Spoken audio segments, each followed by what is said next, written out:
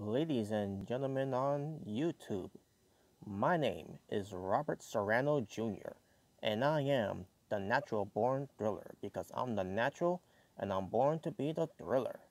And if you don't like it, beat it. I'm just saying. So, YouTubers, good evening, and welcome to the very first ever Impact Wrestling Review. This will be your Impact Wrestling Review edition. What comes for today is December 7th, 2017. So yeah, here we go. Let me just get everything else set up here, and then we can get started. So how's everyone doing on YouTube? Or how's everyone else doing anywhere else watching here? You know. Now folks, once I get ready to start this review, I'm gonna start doing this when it comes to me getting some good lighting. But after a while it's gonna get dark because my little brother's gonna get ready to go to bed. So yeah, I'm gonna get some good lighting here when that time comes for him to get ready to go to bed because he's gotta go to school tomorrow. So just want to throw that out there. So yeah, so I'm about to get to this review. By the way, a late start. By the way, I was having a little difficulties starting it up because I was having issues with the internet. So unfortunately, but yeah, I'm here now. So I'm going to start doing this right now. So sit back, relax. You're about to hear quick results, thoughts, analysis, and rants basically, and the whole 9 yards about what I'm about to do here. So I don't know if this is actually good enough, but let me just fix it up here a little bit.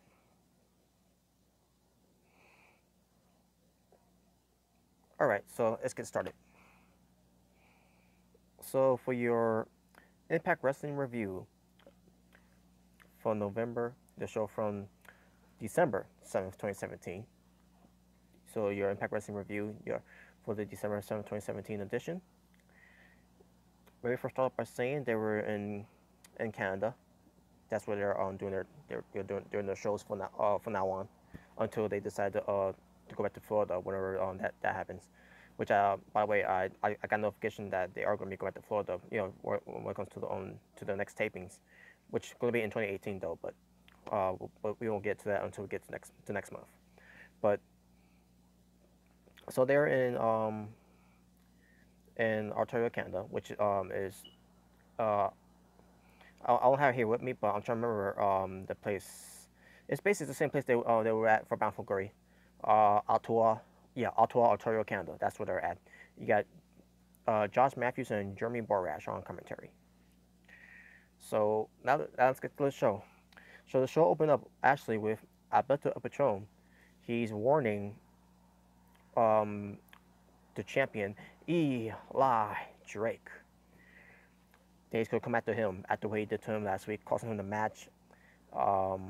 Even though Alberto Patron attacked Eli Drake, during that match, but Eli Drake was the factor of that of Alberto Patron losing. Oh yeah, that's right, he was, because that was enough distraction for Alberto Patron for Johnny Impact to get the win over him. For last week's main event for Impact Wrestling, but whatever. But also he talks about how he's going to get his hands on Johnny Impact as well. But as of right now, his attention is to the champion, the Impact Wrestling World Champion, Eli Drake. So we'll get to that later. But that being said, the show opened up with Caleb Konley versus Taiji Ishimori. Caleb Konley will be accompanied by Trevor Lee. Match itself, pretty good. Pretty good match between Ishimori and Caleb Konley. Obviously, Ishimori was a better performer in the match. Caleb Konley, he did alright. We had Trevor Lee, who's, by the way, I should mention, he is the Impact Wrestling X Division champion.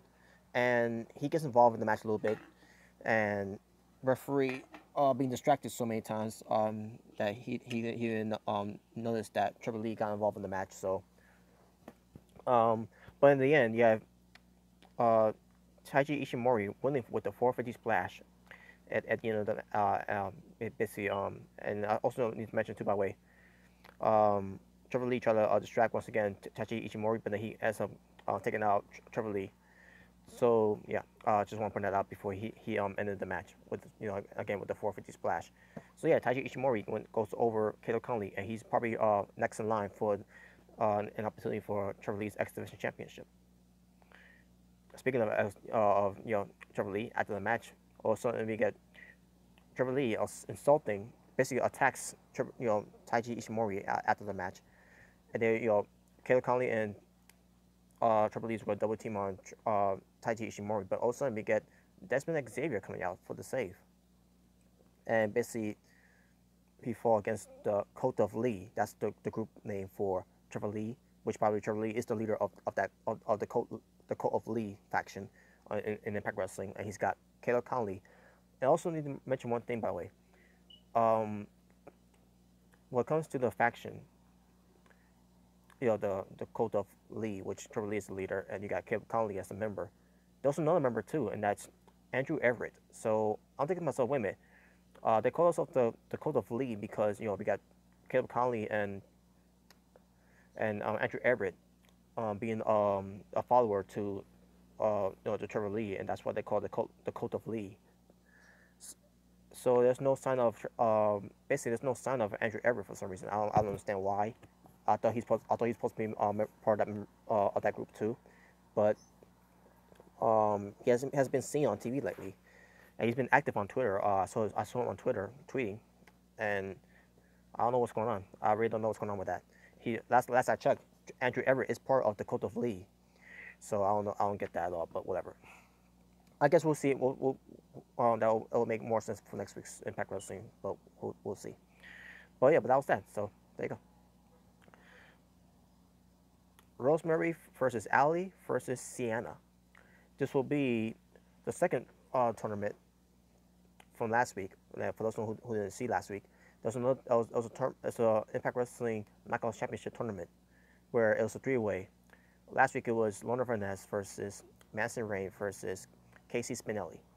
Match itself was pretty decent, and the winner of that match was Lorna Vaness. She moves on to the second round of the tournament, and then we get the first round once again continue on with this time with Rosemary, Sienna, and Allie.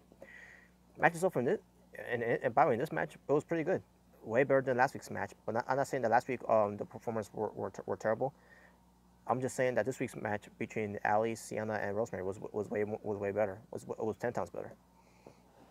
Allie, let me get to her, because I've been critical with Allie because of the character, where she's all goody two shoes and all that. She's always doing the right thing. She's basically her character basically is that she's not a wrestler, but she was trained to wrestle, and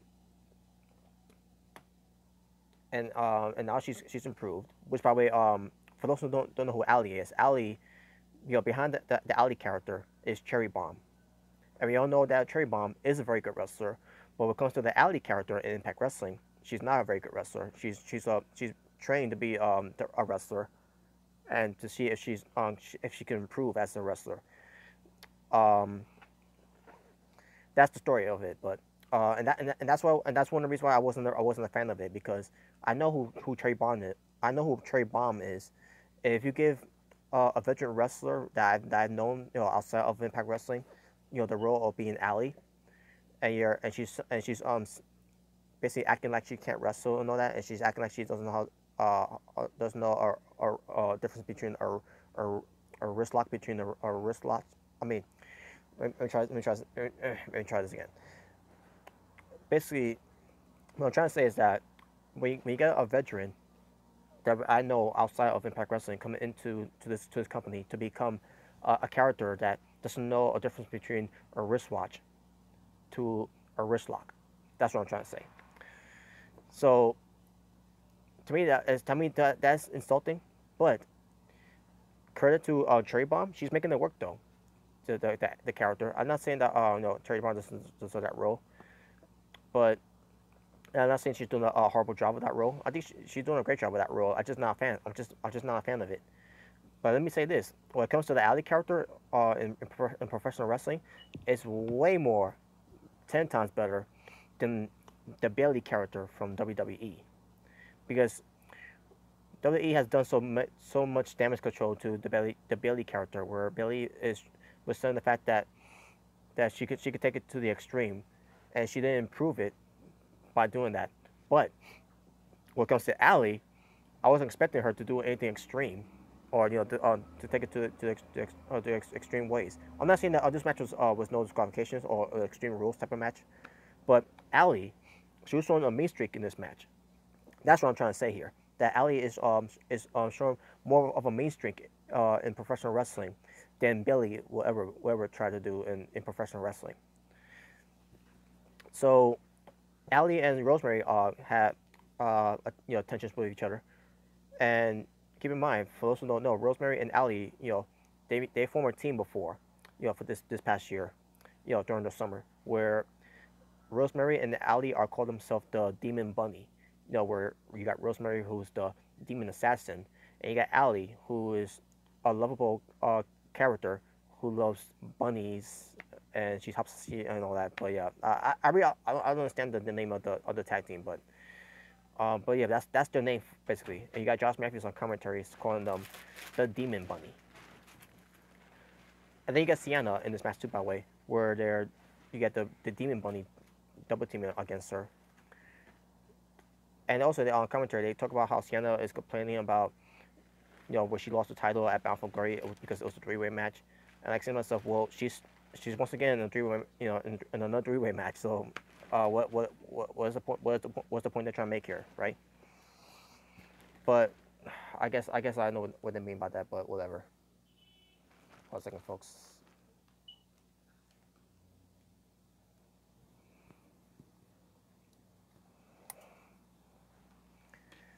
It's that time, folks. All right, so that's like I was saying. And yes, y'all can still see me. Y'all can still hear me. So, but yeah, as far as the match was, I thought it was pretty good. Like I said, last week's match, between Leonard Fernandez, Madison Rayne, and Casey Spinelli was decent. But this match between Rosemary, Sienna, and Allie was very good. It was way better. And it was telling the story here where Allie and Rosemary, they're supposed to be friends, but then all of a sudden, they're at the end of the day, they may be friends and tag teams, but at the end of the day, it's about getting an opportunity to become the new Knockouts champion. So they was going head to head with each other, look each other face to face and all that. Allie and Rosemary, and they end up clashing together in the match, which was good. At first, there was a little teaser there, and I was enjoying this for the first time. When it comes to getting into Allie, I was enjoying this. I didn't care if Allie would have won, but unfortunately she didn't win. But I'll get to that. I'll get to that momentarily. But yeah, I love the interactions between Allie and Rosemary, especially when we have Allie who wants to become the Knockouts champion again. And for those who don't know, last year she was the Knockouts champion, and then they had Maria Kanellis beat her, even though it wasn't really a wrestling match, but it is what it is. But in the end, you got Rosemary, who first they took out Sienna. I'm trying to remember how Sienna was taken out, but Sienna was taken out of the match. Allie goes for her code breaker, but then Rosemary counters and gets her into the red wedding and gets the 3 count in the win. So your winner who advances to the finals to face Luna Vanessa will be Rosemary. And to me, good call there. But like I said, it could have went either way. I wouldn't mind if Allie would have won, but I thought it was going to be Sienna. I literally thought that Sienna was going to win. But Rosemary, yeah, I think that's good. Plus, let me get the feud, actually the kickoff feud between Rosemary and Lorna Vanessa. Lorna Vanessa, who's crazy and all that, and then you got Rosemary, who is the demon assassin. To me, I think it's going to work out pretty well from this next feud. Moving forward between between Rosemary and Laura Vanessa.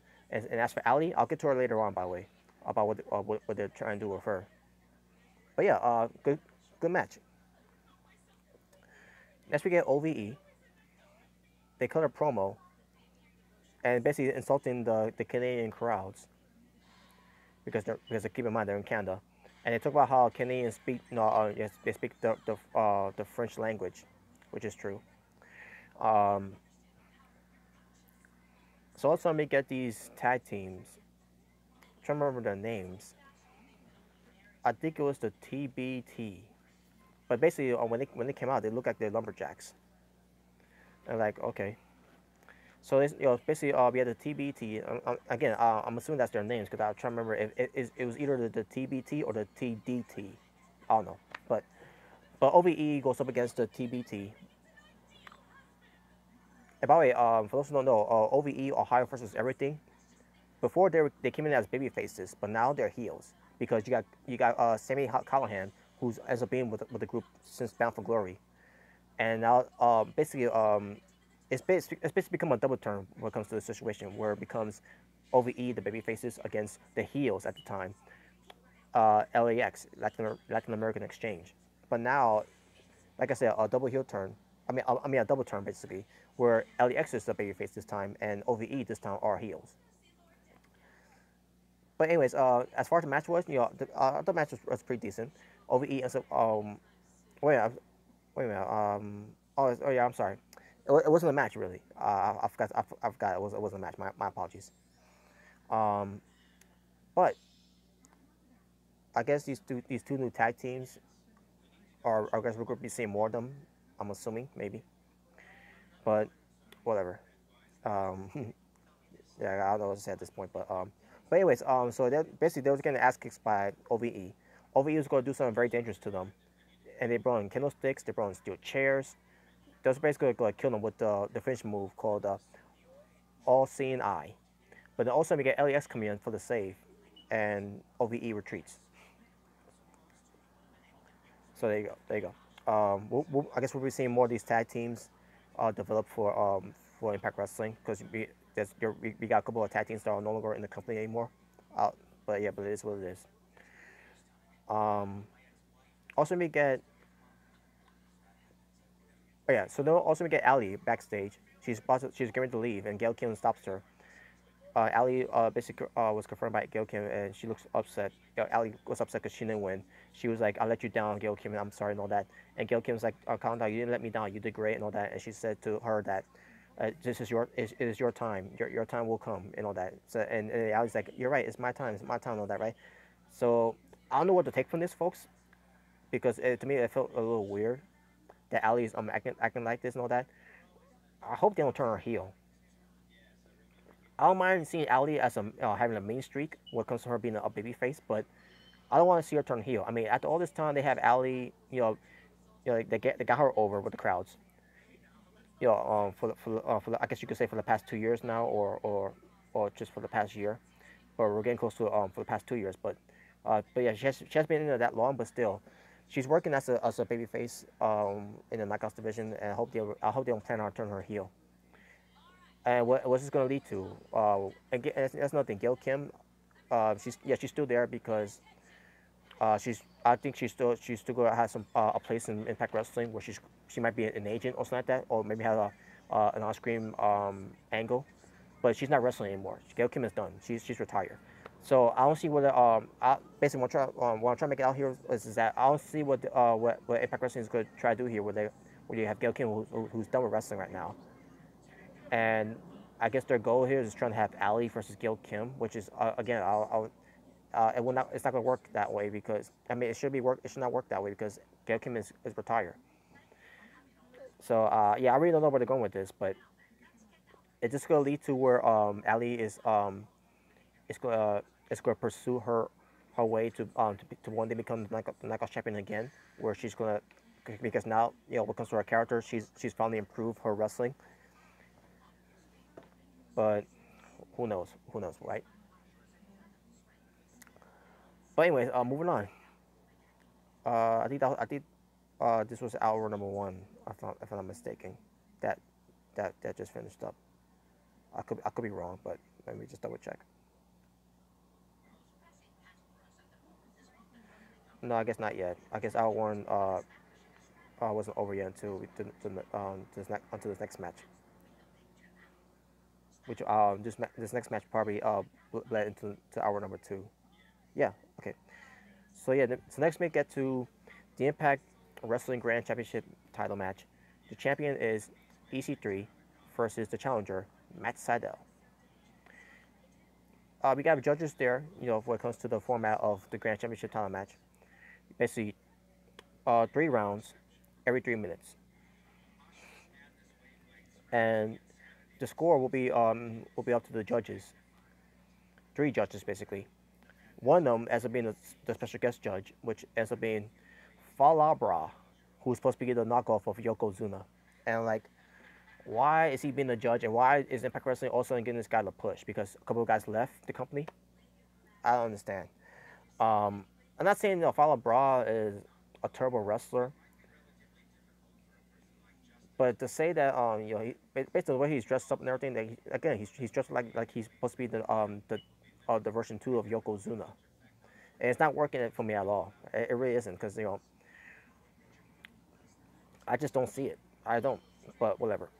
But he ends up being a judge anyways, and I thought with him being a judge, it's going to play out of him having have him to be biased or something like that, unbiased, to where he's going to screw over EC3, because EC3 versus Fallout Bra happened about a couple of weeks ago for the Grand Championship title, and there's so basically there's bad blood between those two during that since that time. But anyways, let's get to this. So round one started off with Matt Sydal versus EC3, again for the Impact Grand Championship title, and basically if they score a win, like a pinfall or submission, then the judges' scoring doesn't matter at this point. Until let's get to it though. So the first round goes to obviously to EC3. He basically had the better offense in the match. Second round ends up going to Matt Sydal, because Matt Sydal had the better offense. And then we get to round three. Round three, both were equal in the match. The one thing I hate about this match, the third round, though, was Matt Sydal. He had the opportunity to hit his shooting star press, his finishing move, onto EC3. He had the opportunity to do it, but he took too long. He took way too long to hit the move, and he not only didn't hit the move, but because EC3 got away. But Matt Sydal, he landed on his feet, and then both of them heads collide, and then that was it. The time ran out, and I was losing my mind on the Hangouts when I saw that. Oh man, I was so pissed off. But basically, this match bled into round number two, so somewhere from either round 2 or round 3. So the judges score, like I said, Judge 1 gives it to round 1 to EC3. Judge 2 gives the score to Matt Sydal from round 2. But now Farrell Bra, who ends up being the third judge of this, he gives it to both guys, 10-10. Basically, for round 1, 10 goes to EC3, 9 goes to Matt Sydal. Round 2, 10 goes to Matt Sydal, 9 goes to EC3. But Farrell Bra, who ends up being the special guest judge for round 3, gives 10-10 to both EC3 and Matt Sydal. Doesn't matter at this point, because at the end of the day, still your Impact Grand Champion, EC3, and that pissed me off. EC3 is not doing anything with that championship belt. He hasn't defended for I don't know how long he's been the champion, but he hasn't defended, and yet he's still the champion. Why we couldn't get to Matt Sydal here? Like I said before, EC3 is not doing anything with that championship belt, because he's taking it as a demotion where he's not in the main event scene anymore. Bull fucking who? Get the fuck over it, EC3. It's time for someone else news for that main spot for the main event, and that's Eli Drake. To me, EC3 is a waste of space right now. And it's a shame that Matt Sydal is being held back because EC3 wants to stay as Impact Grand Champion.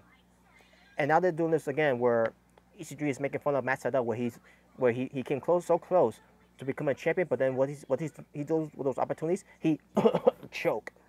Fucking bullshit, man. Speaking of bullshit, let's get to what else was bullshit here. Lashley and Mr. Google Me, Dan Lambert. He's making his in-ring debut, and and again he's teaming up with Lashley, going up against James Storm and Moose. Oh, by the way, before I move on, there was a segment earlier on the show with KM. KM is once again trying to prove himself to American Top Team that he wants to be part of American Top Team, and the way to do it is to beat up random people. So what does he do? He goes to a gym. He has a cameraman basically to have him record, to show footage, to basically record footage of him beating up these random people. So he beat up this one guy from outside. He goes into the gym. He starts beating up one of the guys that was working out. And then what does the other guys do when they're when they're not also basically they're not hearing what's going on, what KM is doing to this one guy who's working out one of the exercise equipment. They just mind their own business and pretend they're not hearing it, even though they can hear him beat him up and everything. But they pretend they're not hearing it. All of them in the gym. They're acting like it's not happening. Like, what the fuck is going on here? What the fuck is this? But that was earlier from that segment. I forgot to mention that, so my apologies for that. But I'm watching this. I'm like, this is fucking trash. All of them were terrible actors. This is horrible. I wonder who's booking this shit.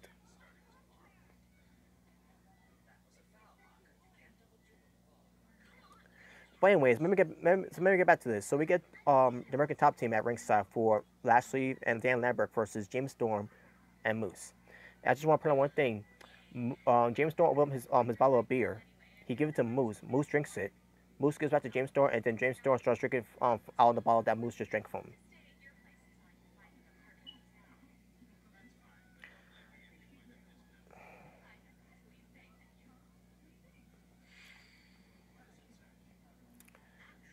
But onto the match.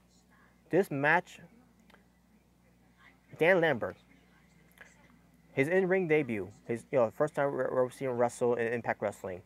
He wrestled barefoot. So like on the same time, so was he like Kevin Von Erich, where he's just wrestling barefoot? Because for those who don't know your wrestling history, Kevin Von Erich from the Von Erich dynasty from WCCW, World Class Championship Wrestling. Kevin Von Erich, he's best known to wrestling barefoot. No wrestling boots. Just wrestle barefoot. And then I see Dan Lambert wrestling, and with no sneakers, no wrestling boots, no nothing, just him barefooted. And what does the cameraman do? The cameraman for some reason decided to zoom into his barefoot. Like, I don't give a fuck about his barefoot. What's that got to do? What's going on in the ring?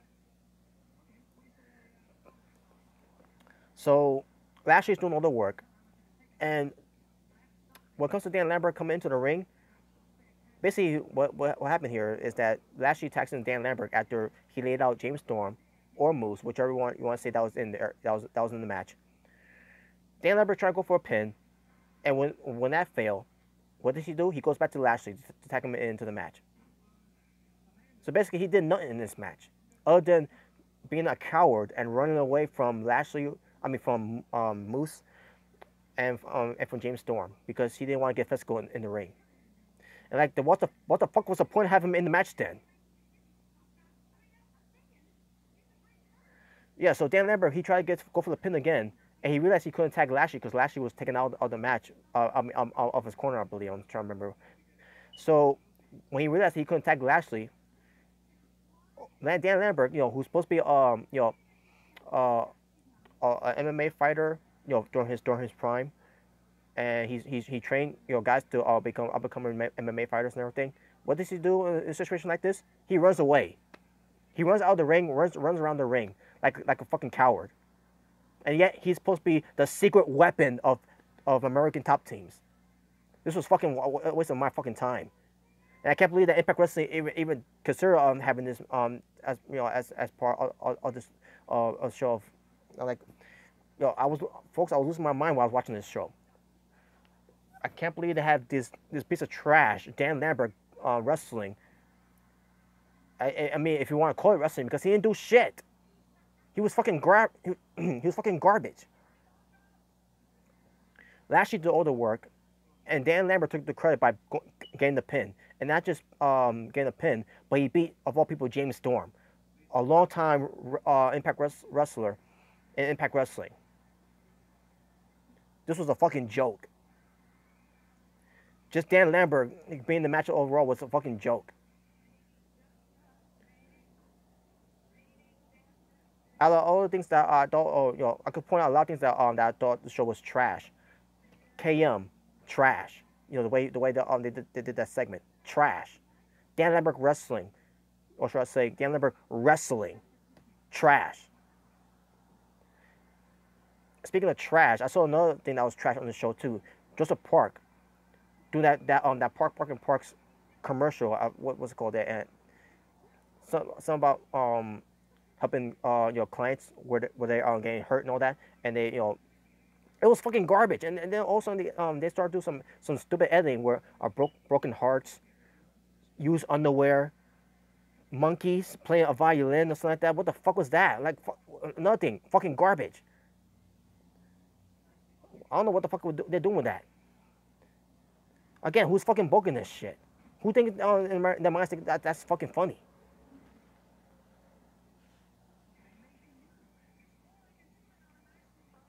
Before I get to the main event match, let me try to calm down now. Because everything on this show, oh yeah, Ishimori retained his title. That was also trash. Basically the way that he retained it. Fucking waste of time. But before I get to the next match, there's just some highlights for next week's Impact show. Rosemary versus Lorna Finesse. That match I'm looking forward to, by the way. Not only I'm looking forward to see Rosemary versus Lorna Finesse, but looking forward to see who's going to be crowned the new Knockouts champion. So that should be exciting. And who I want to win? Rosemary, of course. Lorna Finesse. I don't know why she's in that position.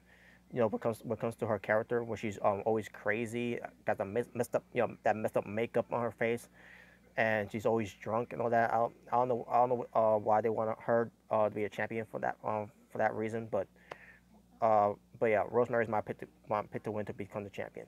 So, but let's see what they do with that. As the match itself between those two, I think it's gonna be a fun match. We'll see how that turns out though. And plus, Gail Kim should be there, by the way, at ringside to crown, basically, because she did end up retiring as the Knockouts champion. So it's more fitting for her to be there, to present the championship belt to the winner of that match. Of this whole tournament between Rosemary and Lorna Finesse. So that's all I gotta say. Now let's get to the main event match. So we get Eli Drake and Chris Adonis versus, from Trash Town, California, Johnny Impact. Yeah, Johnny Impact, he's fucking trash. And he teams up with Petey Williams. Match itself was pretty good. But of course, when it comes to the tag team match and all that, of course Johnny Impact has got the hot tag. He's got to get the win at the end, which he did. But he basically pins Chris Adonis, I think, going for the Starship Pain. So yeah, I wasn't too mad about that, but I was just like, yep. It just came with like whatever. Johnny Impact wins another match again. What else is new? But after the match, we get Eli Drake in the ring. He's going to use the belt on Impact or Petey Williams, but they already left the ring though. So also we get Alberto Patron, who's living up to his warning. He goes to attack Eli Drake, and then he goes for the DT onto Eli Drake onto his championship belt. And Alberto Patron stands tall, and then Johnny Impact, I guess he was trying to get back in the ring so you could get a piece of Alberto Patron, but Petey Williams was holding him back. So yes, Alberto Patron, he stands tall. And by the way, Alberto Patron was not wrestling, and yet he's in his wrestling gear. That's the one gripe I always have when it comes to wrestling, but whatever. But besides that, let's get back to the amount of wrestling for this edition for Impact Wrestling, because right now is over now. Maybe go back to see what was the amount of wrestling. 1, 2.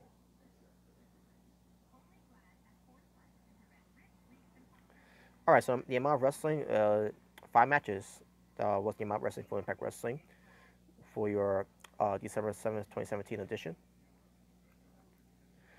As far as my overall show rating for the show, let me first put out the trash first.